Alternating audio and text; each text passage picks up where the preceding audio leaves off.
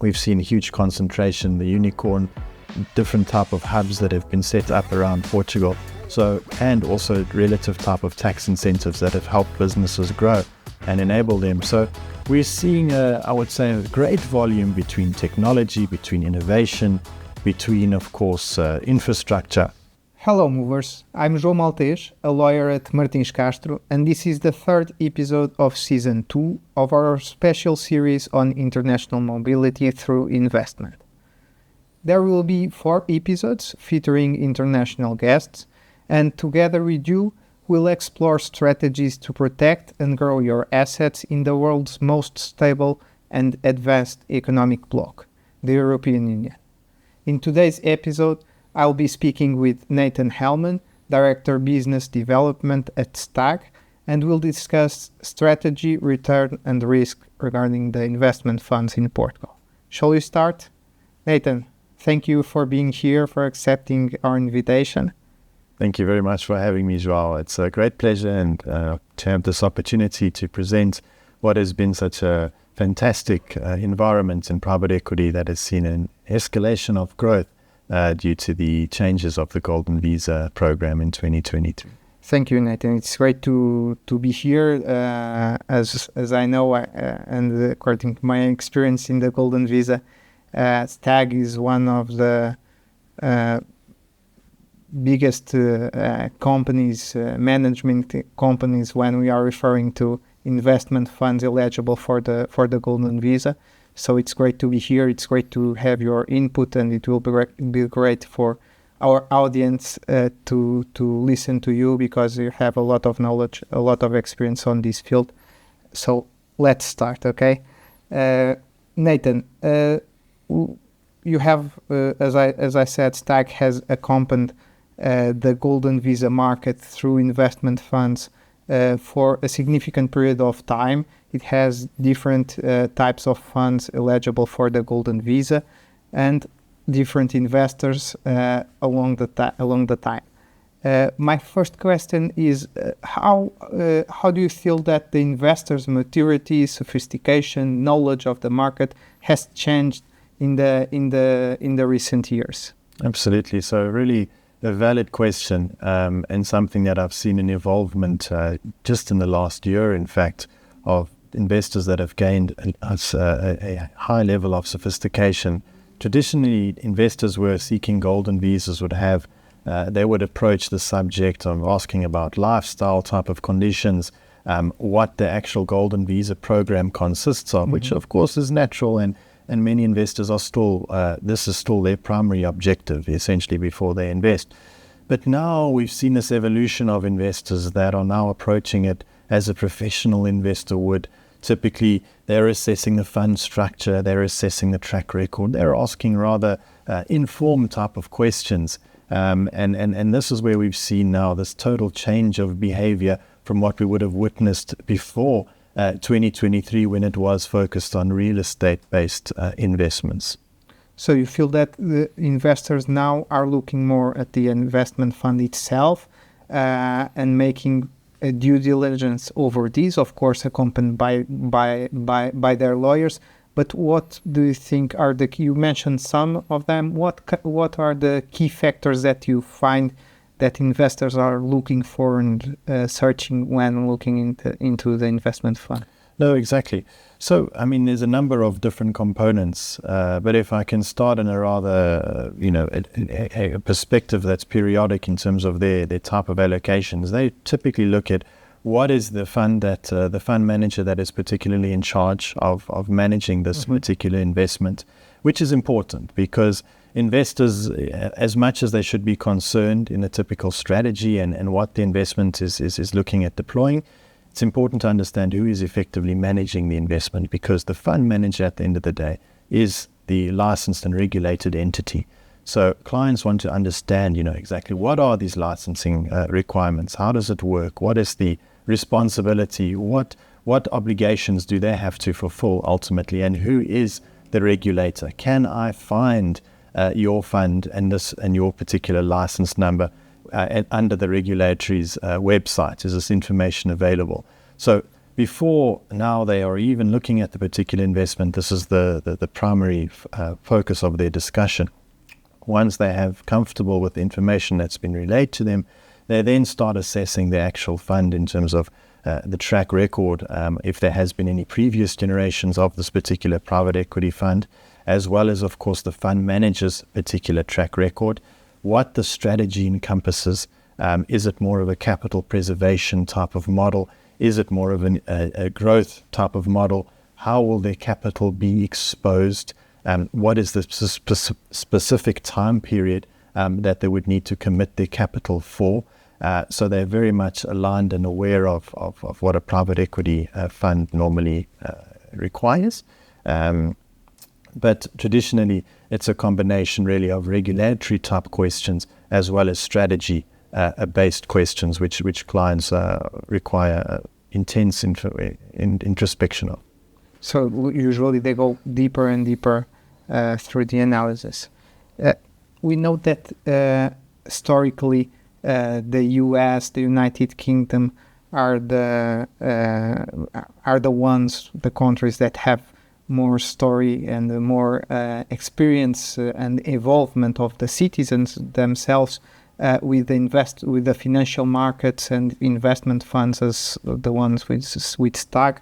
But nowadays, with all the Portuguese Golden Visa, with the growing of the financial market industry here in Portugal, do you think that Portugal nowadays has a solid long-term story with the financial markets, with the investment culture? Is it established?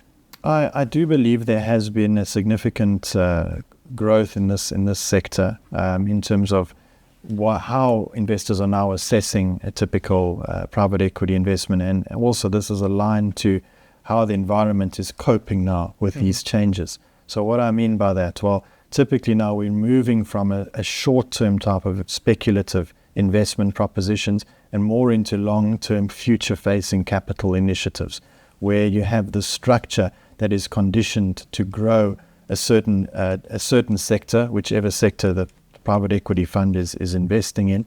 There is this concentrated effort now for structures and businesses now to work more in this structured approach, and not so much from where can we make a quick buck? Where is there an opportunity where we can grab hold of in a window of opportunity? It's more now looking at the long-term perspective. So we've seen this culture that's been growing more and more. Of course, it's still very much in its early stages. There's still a long way to go, but the general development of this industry within private equities has seen growth in the short space of time. And on this topic, what type? I know that, and STAG is a good example of that. I know that investment funds can be directed to different sectors, to different industries. And you were speaking about the growing of the investment culture here in Portugal. And going deeper on that, what we are seeing this increase on investment culture, and to which sectors is the investment going the most? Well, I think also to answer that question correctly, it's important that I discuss the foundation of Portugal, and obviously from an investment grade perspective, and obviously how Portugal is adapting now to this growing trend of interest for foreign investors to deploy capital in. And this model has really been focused on looking and strengthening our local abilities and merging it with global trends. So where are we positioned strongly, which I will go through now, and how can we merge this effectively with global trends? Because at the end of the day, you have foreign investors that have a certain understanding of how an investment is structured, which is due to their local experience. So Portugal is now looking at aligning themselves with global trends to merge with the local industries. These industries consist of renewable energies in particular. Renewable energy has definitely been a driving force in the economy. Of course, as we well know, Portugal is along the top list of renewable energy producers in the EU and continues to drive this initiative. Naturally, this attracts a multitude of different opportunities. as well as, of course, hospitality, which you can also couple with tourism, of course, naturally. This has been a major increasing sector where we're seeing a lot of interest, new developments, etc. From an infrastructure point of view as well, there's definitely been extensive developments in that arena, and particularly to do with initiatives as well, such as tech-based startups. We've seen huge concentration, the unicorn, different type of hubs that have been set up around Portugal. So, and also relative type of tax incentives that have helped businesses grow and enable them. So we're seeing, I would say, a great volume between technology, between innovation, between, of course, infrastructure that is growing independently with each other. Also, another important component and driving force in the economy of Portugal has definitely been agriculture, the ability to produce a certain type of crops that, of course, are distributed and exported, of course, locally and internationally as well. So certain initiatives to drive and expand this industry has also created a lot of interest. So I would say, in summary, these are the major sectors that have been experiencing growth and that are developing as a result at a fantastic level. And you mentioned different sectors, different industries. And it makes what I can recognize here on the sectors that you mentioned is that investment funds are basically targeting to the opportunities that Portugal have. For example, the renewable energy, hospitality, tourism, as you mentioned, the startups. It was an opportunity also created with some programs that were implemented in Portugal. Based on these different options, if you were an investor with the knowledge that you have, which sector do you think have the most return balance between return and resilience? And I will also add a possibility for an open answer, which is, would you diversify to find and secure this balance? I think I would like to actually start with your last point in order to guide this question accordingly. Definitely a principle of diversification is something we always encourage investors to look at, particularly with STAG Fund Management. We have several Golden Visa eligible funds, and the general quote that we do encourage investors to do is to assess all our relevant funds with the purpose of diversified type of strategy. So this naturally, through diversification, naturally allows investors, of course, to mitigate the risk accordingly, having exposure as well to different sectors. But if I go back to the foundation of your question in terms of finding a balance between return and resilience, of course, these are two very independent components when you are assessing an investment. Of course, when you have returns, the more risk you take, the more you can expect in return, and vice versa. So this, of course, then can be coupled with resilience, because when you look at a portfolio or a typical sector that is resilient, this normally also then will, as a result of the lower level of risk, will of course then naturally start to bring down, of course, the return that you could expect. In particular to the sectors that I would say are strong on a returns basis, all sectors at the end of the day have necessary opportunities which can expose you to a certain level of return. But again, it would depend on the particular project within that sector. So for instance, in the renewable energy sector, you have projects that are aimed more at residential type of initiatives, autonomous type of renewable energy consumption. And then you have initiatives that are more on a macro scale in the farming component. Mm-hmm. Now, with this example alone, I can start picking apart the different levels of return that would result, and of course the different type of risks that you expose yourself to. Naturally, in the farming renewable energy sector, there is licensing type of risks that you expose yourself to that could create certain interruptions in an investment. However, you capture more of you capture, of course, more of a component of the market, a grander scale, let's say, that you can be able to attract. However, from an autonomous energy consumption point of view, the risks are lower because naturally you have individuals that are contributing. So it's smaller amounts that you're receiving, but it's on a larger scale. So for instance, if you have 200 individuals and only 5 of them do not end up contributing, it will not affect the model too much. Whereas on a macro scale, if you have one farm that has issues with licensing components, it could, of course, compromise the whole project. So it depends very much in the actual strategies, in other words, in which you deploy, depending in each sector. But I would say majority of the sectors have an ability to attract a certain level of growth, and they also have resilient factors. I would say definitely as well from a hospitality point of view, because of the fact that there is a lot of leverage from the components of the actual structure. So the hotel, if I use a hotel as an example, there is naturally that asset exposure that you have, which will allow to leverage against any potential risks. But then again, your potential returns are very fixed and very low as a result. So you have to offset that expectation, basically. Okay. And we are speaking about private equity funds or private equity and venture capital funds.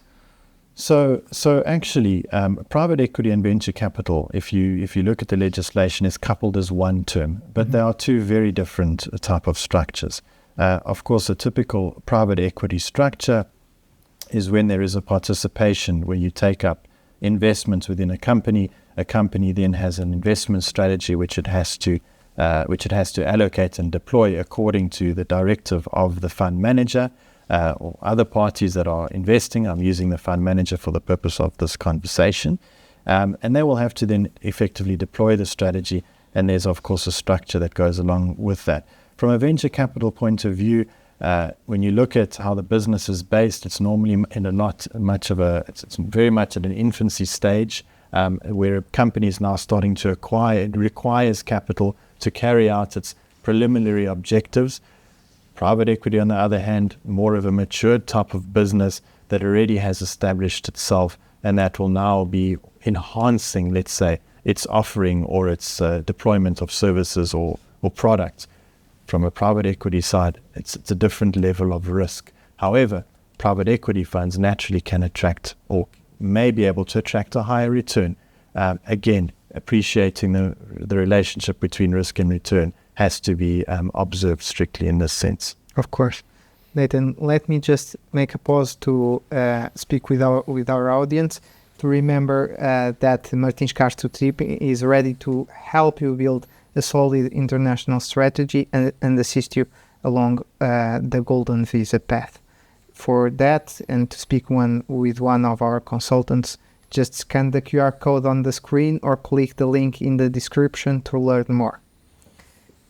Nathan, I want to enter now on, it's not really new because you mentioned some of the topics were mentioned here, but I want to discuss more about the profitability, to continue discussing about the profitability, risks, and the protective structures, how investors can have confidence on the investment funds, on the structures, and what do you think that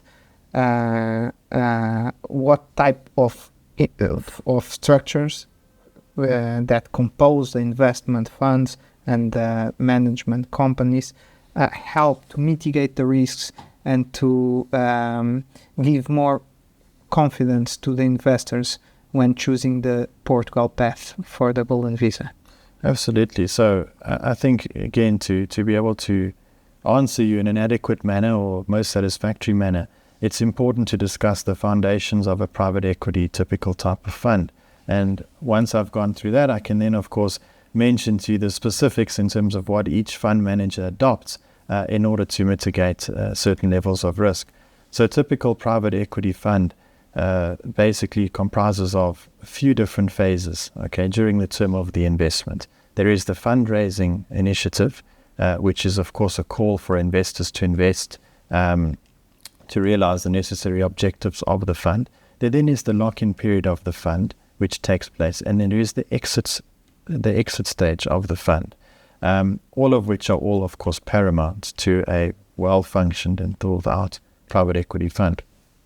When fund managers assess a typical strategy, there are a number of different components that go into that. Firstly, who are the companies that we will be investing with? So what is their track record? What is their credibility like?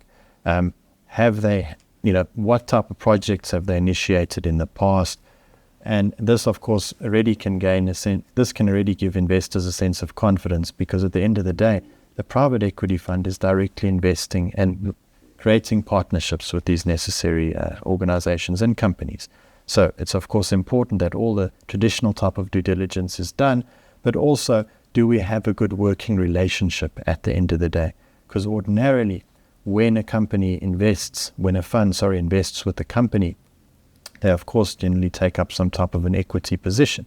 Equity position comes with directorships as well, which will help manage, of course, the levels of risk within the fund, because there is transparency, there is an understanding of what the company is conducting, and more information. Of course.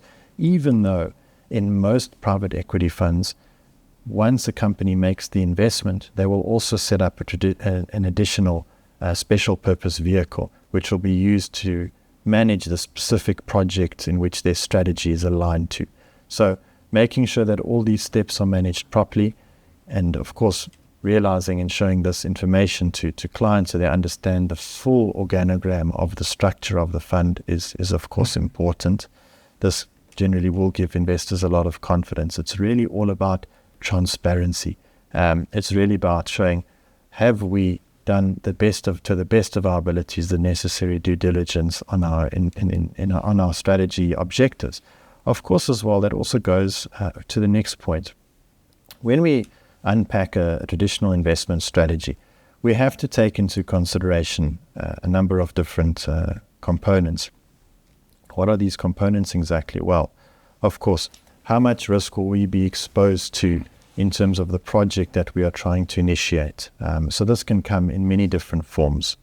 Of course, then we have to have a look in terms of what is the predicted cash flow. So typically with a private equity fund, if you can lock in an option where you have a predictable type of cash flow return, this, of course, can allow for manageable type of forecasts, and not a scenario of us just taking an educated guess, but more of a reliable sort of forecast that we can, of course, create a sustainable model on, as well as allowing as well as when we are crafting the necessary investment strategy, we need to look at mitigating as many variables as possible. So what do I mean by that? Variables, of course, are different components that can affect a risk, the relative risk of a project. This can be in many shapes and forms. As I mentioned earlier, when you look at a typical type of solar farm, there can be licensing risks that you expose yourself to. So that is a typical type of variable that could, of course, have an impact on the investment. So traditionally, when you can create a simple base type of investment that eliminates multiple type of variables, you're on the right sort of track. You don't have to shoot the lights out. However, you need to create something that can be well managed, that you can obviously have contingency plans if certain things don't go the way you plan. And again, on the point of diversification, normally speaking, a private equity fund will diversify its investment across multiple different companies. Of course, this also has to agree with the strategy. Can the strategy be replicated across different companies? Is it different type of, for instance, from a renewable energy perspective, are we going to be working with a series of different renewables, or are we only going to be focusing on solar? Are we only going to be focusing on hydro? So it all, of course, depends on what the initial strategy is like. But to be successful in private equity, you also need to be very adaptable to the market. And this is, of course, part and parcel of being successful within the industry, and something that we've been able to navigate very well. Because, of course, you've seen from a global perspective, there is turmoil all the time, things that can obviously catch us off guard. So we always need to be positioned and proactive to understand what's the worst that can happen, and of course, if there's anything else that happens that can be of benefit, that is fantastic. But at the end of the day, it's all about protecting the worst case scenario and having the necessary contingency plans to protect the capital at the end of the day. Thank you, Nathan. And it's curious because it's also important to remark that we have different entities here in Portugal responsible for the supervision and the regulation of the investment funds and the management companies, but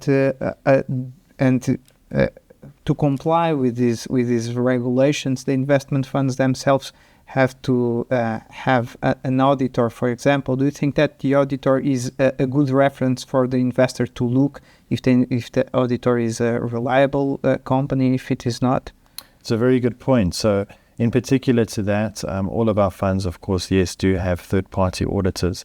This is always relayed effectively to clients so that they are aware that any financial reporting that happens through the management of an auditor, of course, to prevent any conflict of interest of our reporting standards. And again, I think it lends back to the point that I'd mentioned initially, where clients are now very much aware of private equity funds being regulated, that the CMVM is of course the appropriate regulator, and that these are the typical type of scenarios and obligations that a fund needs to fulfill, appointing, of course, a third-party auditor, among several, of course, other factors. And let's go more to your experience and taking advantage of the conversation that we are having, understanding that there is an actual risk of investing in investment funds, but there are also perceived risks. Between these perceived and actual risk, because we are speaking about investors that don't know the Portuguese investment environment, what are usually the misunderstandings that they have when they are contacting you for doing the investment? So generally speaking, investors don't understand in terms of the general structure sometimes of a private equity fund. And that was what I was explaining a little bit earlier in terms of how is an investment strategy deployed. And if we also look at the fact that a private equity fund works in accordance with raising funds, reaching a certain point, and then locking in the investment period. Now, there is definitely a discrepancy or misunderstanding that clients are not aware of the fact that there is that lock-up period where we cannot accept more funds. So naturally, clients then assume that we're able to make multiple type of adaptations to our initial strategy because of the fact that we may be receiving further, funds. However, this is not the case. Once the fundraising activity has closed, so the subscription window has closed, this is all the capital that the fund has to work with. So basically, there is definitely this misunderstanding in terms of how we implement our strategy and, of course, how the fund receives its relative monies. Again, as well, when we look at the general type of fee structure, clients come and they approach it like a collective investment scheme, for instance. So they expect sometimes certain levels of guarantees, which is not something that is really possible in this forum of private equity. So we have to obviously inform investors most of the time that these are not terms that we can put forward, and there is a sense of expectation. This again also must be said is dependent on the jurisdiction where the investors are domiciled. So ordinarily, the American market has a certain perception of risk. The Turkish market has a certain perception of risk. I'm just using these two markets for conversation piece, not in particular order. But of course, this is important to understand that each jurisdiction will have its own concerns and its own perceptions of risk. Of course. And Portugal has its own, of course, and its own context, its own reality. Nathan, to finalize, we are at the end of our podcast. We are doing this episode to all people that are interested in diversified investments to Portugal and to apply for the Golden Visa. But of course, we know that US citizens are increasingly searching for a plan B, and they are looking into the Portuguese Golden Visa. We at our firm have a lot of Portuguese US clients that are applying for the Portuguese Golden Visa with us. I'm sure that you at STAG are feeling the same. So I want to ask you, if you were speaking to a US investor, what would be your first advice to him or her if they were searching you and saying, look, I want to apply for the Golden Visa, what should I do, Nathan? Excellent. Well, firstly, I always request that clients do the necessary homework on the local landscape. Of course, also, it's important that they are very familiar with different sectors in Portugal, because naturally, private equity investments are focused in the strong sectors of Portugal. And what helps investors normally is when they have that familiarity to a certain sector, they can start unpacking and asking the right sort of questions. I've seen I've noticed a direct behavioral change in the type of questions that I get asked, that I get engaged on, depending on their familiarity with the sector. And this naturally will create a sense of confidence for the investor, which is key for them making an informed decision. If I look at what my best advice is, just back to your question, it's being completely educated in terms of that a fund, so a particular private equity fund, is simply a vehicle it can be used as a vehicle for the Golden Visa, but in principle, it's its own structure, it's its own investment. I don't like to throw around the term of Portuguese Golden Visa funds. I prefer that it's termed correctly in that these are funds that are eligible for the Golden Visa. Mm-hmm. So giving them that sort of understanding, also making them aware that, it's important for them to understand the full journey of the Golden Visa process in terms of the minimum requirements, what obligations from their end are required, and then, of course, best understanding what their overall objectives are. So you had mentioned, for instance, a plan B. For some of these investors, it's a plan A, or it's a plan B to become a plan A, etc. Mm-hmm. Each client has their own challenges. From a US audience perspective, of course, they have one of the biggest economies in the world. So as a result, there are a multitude of different sectors that they've probably become exposed to. And of course, they can then pick up and see where they can, position themselves best in an investment space. So I always say, make sure you're well informed about the Golden Visa process, and then of course you can start assessing the market for relative funds. It's good to have a diversified type of approach. Of course, this is something, like I'd mentioned earlier, that we always encourage investors to do.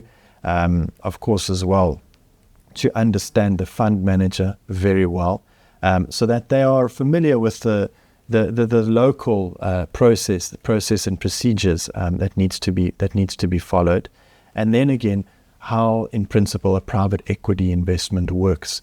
That is also of course key. So there's a number of different components, but at the end of the day, it's always best to understand what the overall objective is for the specific clients, and then there are so many different solutions that you can of course plug in to suit their needs accordingly.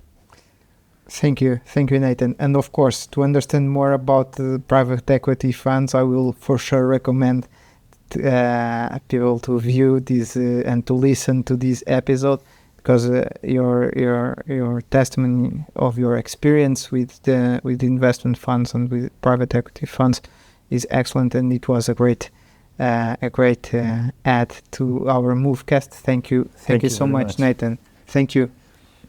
Thank you so much for having me, João. And thank you for joining us throughout this special series on international mobility and investment. If you are ready to take the next step with confidence, don't hesitate to get in touch with the Martins Castro team. Scan the QR code on the screen or click in the link in the description. And keep following moveCAST. New episodes, new conversations, and plenty of opportunities to help you expand your horizons are on the way. See you in the next moveCAST. Thank you.